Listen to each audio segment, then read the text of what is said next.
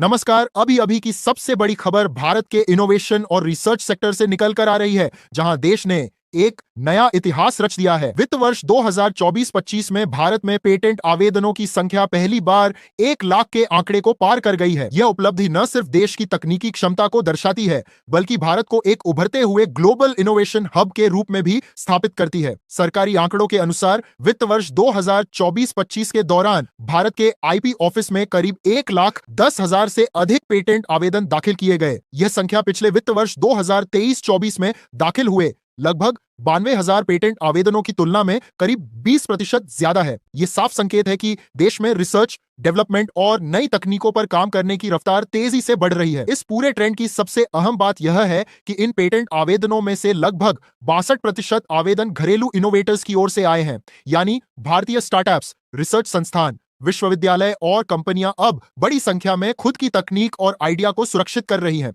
यह आत्मनिर्भर भारत के लक्ष्य और देश में मजबूत हो रहे R&D इकोसिस्टम को दर्शाता है। केवल पेटेंट ही नहीं, बल्कि बौद्धिक संपदा अधिकार से जुड़ी सभी श्रेणियों में उल्लेखनीय बढ़ोतरी देखने को मिली है। Controller general of patent, design, trademark और ज्योग्राफिकल इंडिकेशन की सालाना रिपोर्ट के मुताबिक कुल आईपीआर फाइलिंग वित्त वर्ष 2023-24 में करीब 6,30,000 थी, जो वित्त वर्ष 2024-25 में बढ़कर लगभग 7,40,000 तक पहुंच गई। कुल मिलाकर इसमें 18% से ज्यादा की बढ़ोतरी दर्ज की गई है। डिजाइन फाइलिंग में भी जबरदस्त उछाल देखा गया है, जो कंज्यूमर प्रोडक्ट्स और मैन्युफैक्चरिंग सेक्टर में बढ़ते इनोवेशन को दिखाता है। वित्त वर्ष 2023-24 में जहां करीब 30,000 डिजाइन आवेदन हुए थे, वहीं वित्त वर्ष 2024-25 में इनकी संख्या बढ़कर 43,000 से ज्यादा हो गई, यानी इसमें 41% से अधिक की वृद्धि हुई। ट्रेडमार्क आवेदनों की बात करें तो यह देश में सबसे ज्यादा इस्तेमाल होने वाला कमर्शियल आईपी है।